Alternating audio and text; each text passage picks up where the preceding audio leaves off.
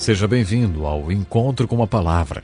Estou muito feliz que você tenha escolhido estudar a Bíblia conosco. Hoje iremos continuar a nossa introdução ao estudo da Bíblia, que é uma coleção de 66 livros.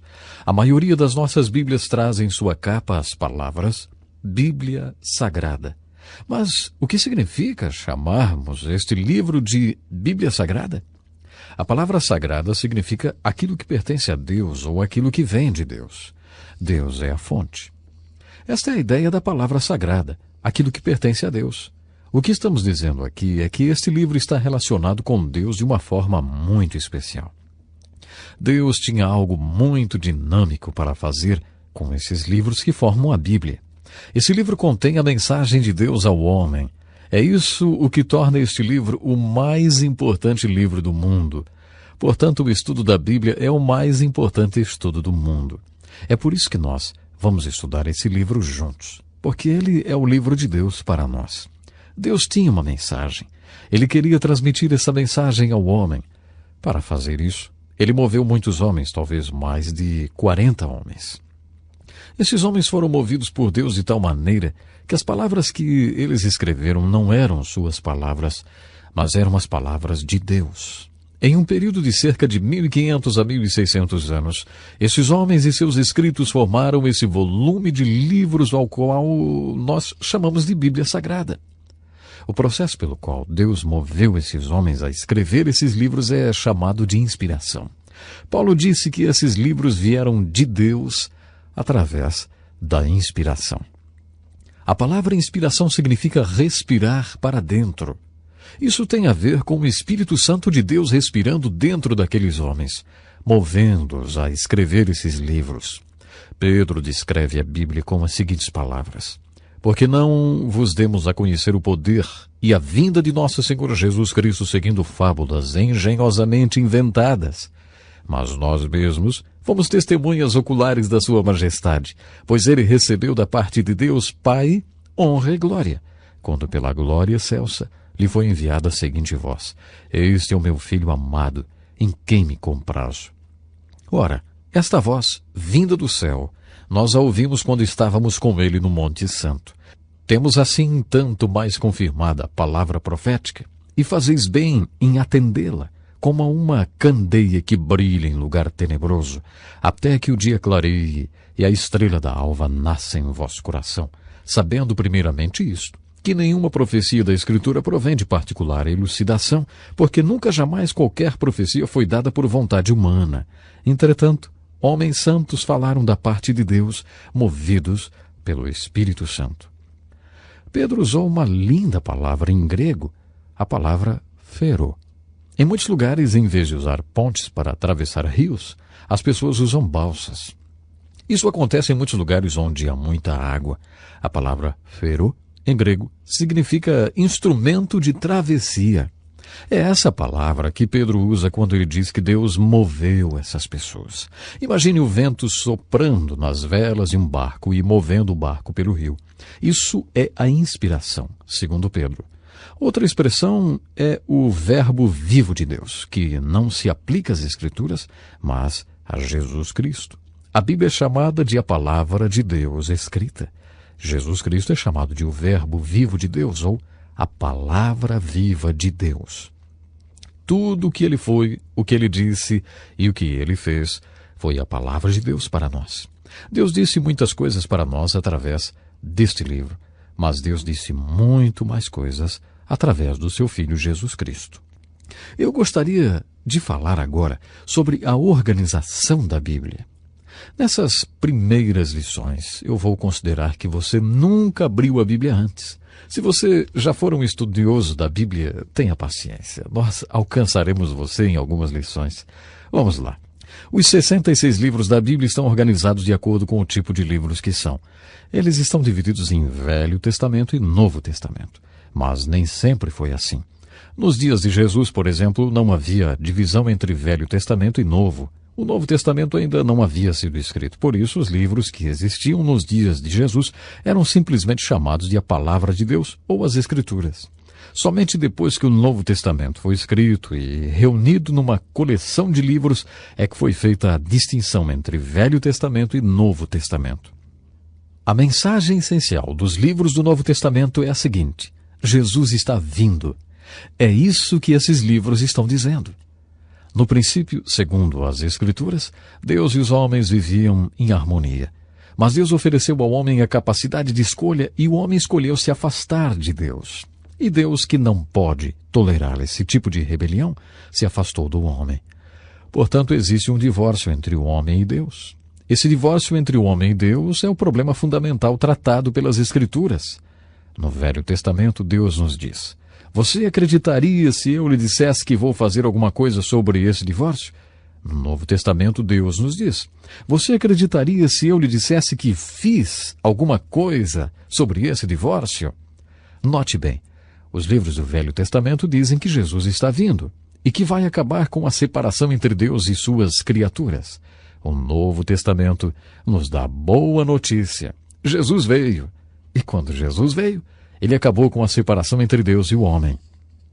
Existem duas palavras no Evangelho de Marcos que reúnem todo o Novo Testamento. Essas palavras são simplesmente: Jesus veio. Os livros do Antigo Testamento estão divididos em 5 tipos. Primeiro, há os livros da lei. E esses livros da lei são a pura palavra de Deus. É onde Deus nos diz o que é certo e o que é errado, e nos dá seus regulamentos. É onde ele nos mostra seu padrão de retidão. Os 5 livros da lei são seguidos pelos 10 livros históricos. Esses 10 livros históricos nos dizem mais ou menos que, às vezes, o povo de Deus obedecia aos livros da lei e, às vezes, não. Quando eles obedeciam a esses livros da lei, eles se tornavam exemplos para você e para mim. Mas quando eles desobedeciam, aí suas vidas se tornavam avisos para você e para mim. Em 1 Coríntios, capítulo 10, verso 11, o apóstolo Paulo nos dá a chave para os livros históricos do Velho Testamento e para o livro histórico do Novo Testamento. Quando você ler os livros históricos, procure por exemplos e avisos. Esses exemplos e avisos são baseados no seguinte: às vezes, eles obedeciam a palavra de Deus, encontrada nos 5 primeiros livros, e às vezes eles não obedeciam.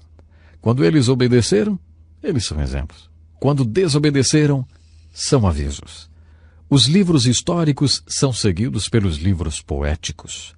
Os livros poéticos são a mensagem de Deus para o seu povo, que tenta viver sua palavra neste mundo. Nos livros poéticos, Deus diretamente fala ao coração de seu povo. Por exemplo, no livro de Jó, Deus tem uma mensagem para o seu povo quando eles passaram por sofrimentos. No livro de Salmos, sua mensagem é a mensagem para quando o povo de Deus estiver louvando. Sobre todas as coisas que passam pelo seu coração quando você está louvando. Essa é a mensagem dos Salmos. No livro de Provérbios, Deus nos fala sobre o que se passa em nosso coração quando estamos lá fora, nos relacionando com os outros. Alguém já diz que quando você faz um negócio, há 2 coisas que podem ser obtidas: dinheiro e experiência. Mas há certas pessoas que quando você negocia com elas, o dinheiro sempre vai para elas. Para você só fica a experiência. O livro de Provérbios foi escrito porque Deus não queria que seu povo ficasse só com experiência dia após dia. Ele queria que seu povo tivesse alguma sabedoria prática sobre relações humanas. É por isso que ele nos deu o livro de Provérbios. Eclesiastes é a mensagem de Deus para o seu povo quando eles tiveram dúvida no coração. Os Cantares de Salomão são uma mensagem dirigida para o povo de Deus quando estiverem fazendo amor. É quase como que se você estivesse ouvindo uma conversa de amor entre 2 apaixonados, em lua de mel, vamos dizer assim. A próxima seção da literatura do Velho Testamento é a maior seção. Em termos de capítulos e versos, ela é chamada de os profetas, e tem 2 tamanhos. Primeiro temos os profetas maiores e depois os profetas menores. Os profetas maiores são chamados assim não porque são superiores, e a denominação de profetas menores não quer dizer que eles sejam inferiores. Os profetas maiores foram muito prolixos, com 66 capítulos, 52 capítulos e 48 capítulos. Eles levavam muito tempo para dizer as coisas. Os profetas menores são chamados assim porque têm 1 capítulo, 2 capítulos ou 3 capítulos. Provavelmente eles foram pregadores melhores, porque conseguiram empacotar melhor a sua mensagem. No Novo Testamento também temos 5 tipos de livros. Primeiro, 4 biografias de Jesus: Mateus, Marcos, Lucas e João. Eles mostram diferentes aspectos da mais importante vida já vivida. Depois nós temos um livro histórico, que é o livro de Atos. E depois nós temos as epístolas. As epístolas de Paulo e as epístolas gerais. Um jovenzinho me perguntou uma vez, escuta, epístola é a esposa do apóstolo? Até que soa parecido, não é mesmo? Mas não, a epístola é uma carta. Metade do Novo Testamento foi escrito pelo apóstolo Paulo. Em seguida vem as cartas de Paulo e depois as cartas gerais, porque foram escritas por autores gerais para leitores gerais, pessoas que estão dispersas e vivendo em diferentes locais. O Novo Testamento encerra com um livro profético, o Apocalipse. É um livro de símbolos. Para entender de verdade esse livro chamado Apocalipse, é preciso da ajuda do Espírito Santo. A primeira frase fala logo da revelação de Jesus Cristo.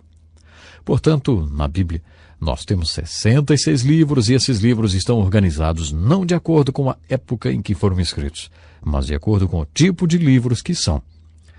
Existem 5 tipos de livros no Velho Testamento. Livros da lei, livros históricos, livros poéticos, profetas maiores e profetas menores. Existem também 5 tipos de livros no Novo Testamento. 4 evangelhos, um livro histórico, as cartas de Paulo, as cartas gerais e um livro profético, que é o Apocalipse. Leia o Velho Testamento lembrando qual é sua mensagem. Jesus está vindo. Esse é o verdadeiro assunto do Velho Testamento. Leia o Novo Testamento procurando a seguinte mensagem: Jesus veio. E vamos à sua primeira tarefa do curso. Memorize os nomes dos livros da Bíblia. Você deve pensar, por que será que ele pede que a gente memorize os livros da Bíblia? Ora, é para que você não fique envergonhado quando o pregador anunciar um texto de Ageu e você não souber se fica no Velho ou no Novo Testamento. Por isso, para saber onde estão localizados os livros da Bíblia, memorize seus nomes. Memorize lembrando seus títulos e aprenda a soletrar os nomes. Eu acho que isso vai ajudá-lo quando você for estudar a palavra de Deus.